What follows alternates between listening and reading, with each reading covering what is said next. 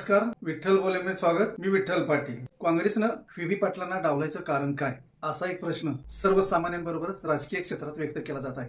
खरं तर ह्याच्या मागे अनेक प्रश्न दडलेले आहेत. हा जरी प्रश्न सर्वसामान्यांना पडलेला असला तरी ह्याच्या पाठीमागे अनेक प्रश्न दडलेले आहेत की व्ही पाटील हे खासदार शाहू महाराज यांचं जास्त ऐकतात आणि खासदार शाहू महाराज हे सुद्धा व्ही पाटलांचं जास्त ऐकतात. आता यात दोन भाग येतात. पहिला भाग म्हणजे सतेज पाटील काँग्रेसचे आमदार आहेत आणि दुसरा भाग म्हणजे हसन मुश्रीफ अजित पवारांच्या राष्ट्रवादीचे आमदार आणि मंत्री आहेत. यात खरी गेम अशी आहे की हसन मुश्रीफ आणि मंडलिक यांचं कधीच पटलं नव्हतं. मंडलिक म्हणजे दिवंगत माजी खासदार सदाशिवराव मंडलिक आणि व्ही पाटील हे मंडलिक यांचे खास होते. ते शेवटपर्यंत मंडलिकांबरोबर एकनिष्ठ राहिले. आज सुद्धा त्यांच्या चिरंजीवांबरोबर त्यांचे चांगले संबंध आहेत.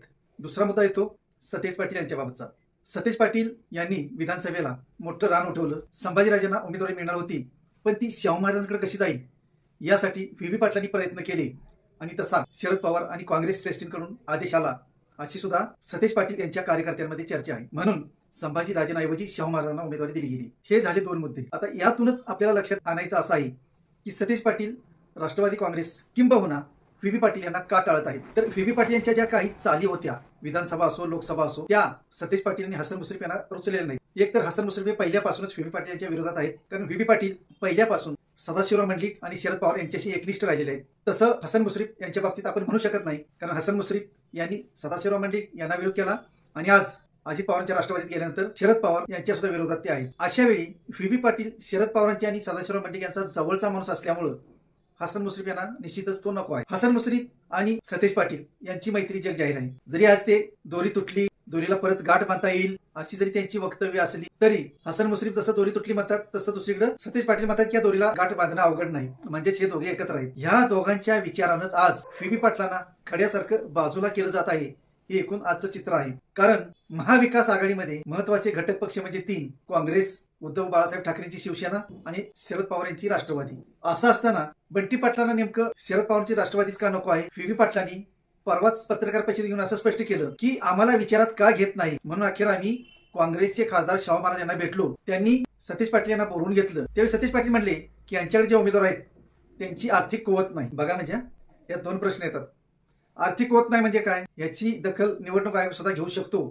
आर्थिक कुवत असेल तरच तुम्ही उमेदवारी देणार का, हा खरा मुद्दा. पण एक कारण झालं आणि व्ही पाटील स्पष्टपणे त्या पत्रकार परिषदेत म्हटलेले आहेत की शाहू महाराजांनी सुद्धा हात टेकले, बंटी पाटलांनी ऐकलं नाही आणि आम्हाला महाविकास आघाडीमध्ये सहभागी करून घ्यायचं नाही किंवा आम्हाला उमेदवारी द्यायची नाही, असं बंटी पाटलांनी स्पष्ट केलेलं आहे. म्हणून आम्ही तिसरी आघाडी करीत आहोत. आप आणि वंचित बहुजन आघाडी यांच्याबरोबर आम्ही तिसरी आघाडी करत आहोत. खरं त्यात व्ही पाटलांची हातबलता आहे, कारण दोन्हीकडून त्यांना विरोध आहे, हसन मुश्रीफ आणि सतेज पाटील. सतेज पाटील यांचा विरोध व्हायचं दुसरं एक महत्वाचं कारण म्हणजे जशी पालकमंत्रीपदी प्रकाश आंबेडकर यांची निवड झाली तसं प्रकाश आंबेडकर यांचा वाड्यावरचा संपर्क वाढला, अर्थात न्यू पॅलेसवरचा संपर्क वाढला. म्हणजेच खासदार शाहू महाराज यांच्या बरोबरच्या बैठका वाढल्या.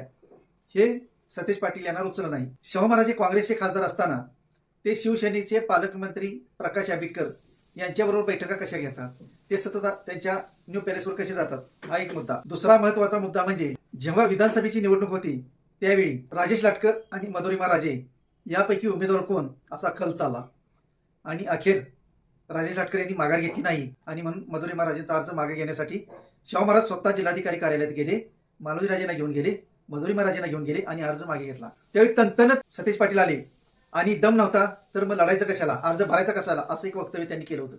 त्यावेळी सुद्धा शाहू महाराज नाराज झाले होते. काय झालं तरी अर्थात ते राजघराणं आहे हे आपण अमान्य करू शकत नाही. राजर्षी छत्रपती शाहू महाराजांचे ते वंशज आहेत, त्यांचा अपमान त्यांना सहन होणार नाही.